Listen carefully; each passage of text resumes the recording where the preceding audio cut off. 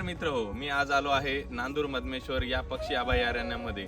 याला मित्र हो महाराष्ट्राचं भरतपूर म्हणून ओळखलं जातं आणि हे भारतातलं पहिलं रामसर स्थळ म्हणून घोषित करण्यात आलेलं आहे. मित्र हो, या ठिकाणी आपल्याला 265 पेक्षा जास्त प्रकारच्या प्रजाती पक्ष्यांच्या पाहायला मिळतात. त्याचबरोबर या ठिकाणी फ्लेमिंगो, क्रेन आणि पांढरे कारकोचे या 80 प्रकारच्या ज्या स्थलांतरित पक्ष्यांच्या प्रजाती या ठिकाणी पाहायला मिळतात.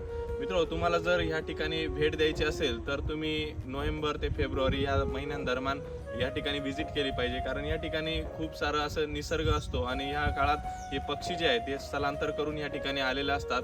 त्यांच्या नैसर्गिक या ठिकाणी जो गोदावरीचा नदी काठ आहे त्या ठिकाणी यांना तो आदिवास भेटतो आणि त्या या ठिकाणी राहतात. मित्र हो, ही जे ठिकाण आहे नांदूर मधमेश्वर हे नाशिक जिल्ह्यातील निफाड तालुक्यामध्ये आहे. तर चला तर मग आपण पाहूया आणखीन कुठे कुठले पक्षी आहेत त्या अभयारण्यामध्ये.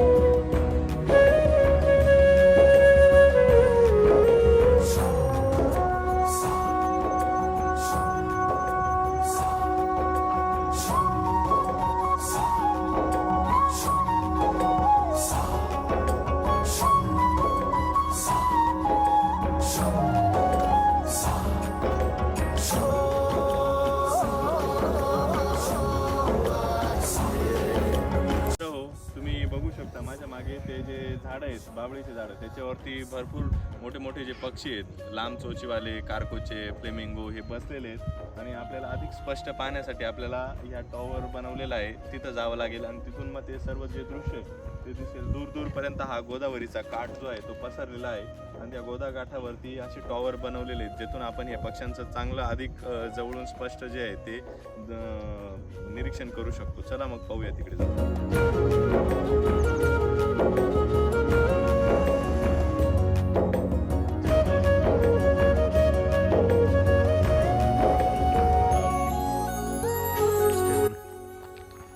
हा आपल्याला येडा राघू दिसतोय. हा किडे खातो आणि हा उष्ण कटिबंधातला आहे, आपल्याला पाहायला मिळतंय. चला बघूया आणखीन पुढे जाऊन.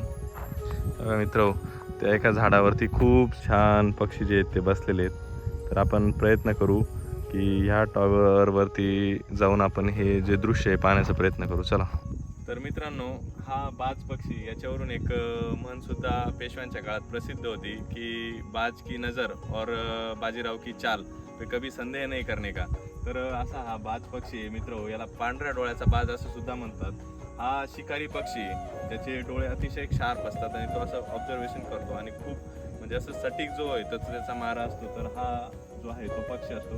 याचे 3 स्टेज असतात, एक अडल्ट, एक ज्युव्हनाईल, आणि अशा पद्धतीने जो आहे तो ह्या अभयारण्यामध्ये सुद्धा आपल्याला पाहायला मिळतो. तर चला आपल्याला प्रत्यक्षात हा पक्षी दिसतो का नाही ते आपण पाहूया.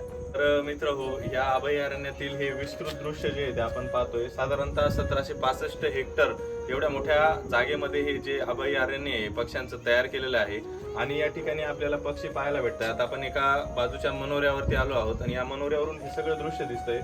एक शाळेची सहल आलेली, तर ते मुलं तिथे गर्दी करतायत, तुम्ही बघू शकता. त्याचबरोबर इथं माझ्या मागे जे आहे झाडांवरती पक्षी बसलेले हे सुद्धा आपण ठळक बघू शकतो. मोठे मोठे त्यांचे पंख आहेत, लांब चोची आहेत. आणि मित्र, एवढंच नाही तर या पाण्यात सुद्धा आपल्याला जीवसृष्टी ती दिसते.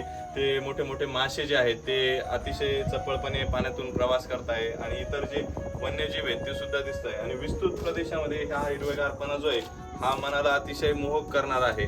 आणि नाशिक जिल्ह्यातील हे जे भरतपूर म्हणून महाराष्ट्रातलं प्रसिद्ध स्थळ आहे, ज्याला रामसर स्थळ म्हणून घोषित करण्यात आलेलं आहे, असं हे पक्ष्यांसाठीच पहिलं अभयारण्य जे आहे ते मी या ठिकाणी पाहिलंय. तर एक या ठिकाणी आल्यावरती मनाला एक शांती भेटते आणि एक आनंद वाटतो की यार असं काहीतरी दृश्य आपण पाहिलं पाहिजे, जेणेकरून आपल्याला आनंद होईल आणि या निसर्गाचा आपल्याला आनंद घेता येईल.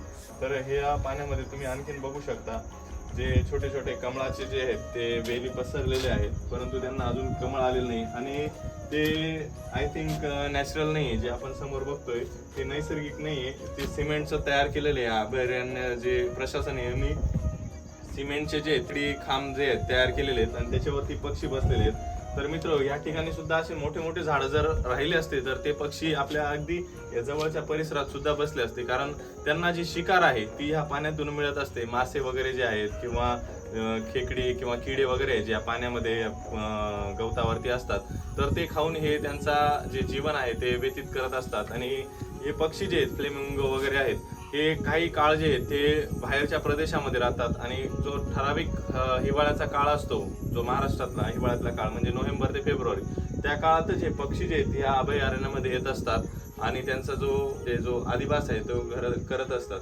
तर तुम्ही सुद्धा या मित्र नाशिक जिल्ह्यामध्ये निफाड तालुक्यामध्ये नांदूर मधमेश्वर गाव जे आहे त्याच्या आजूबाजूचा हा परिसर आहे गोदावरी नदी काठेचा, तर एकदा अवश्य भेट द्यायला. धन्यवाद.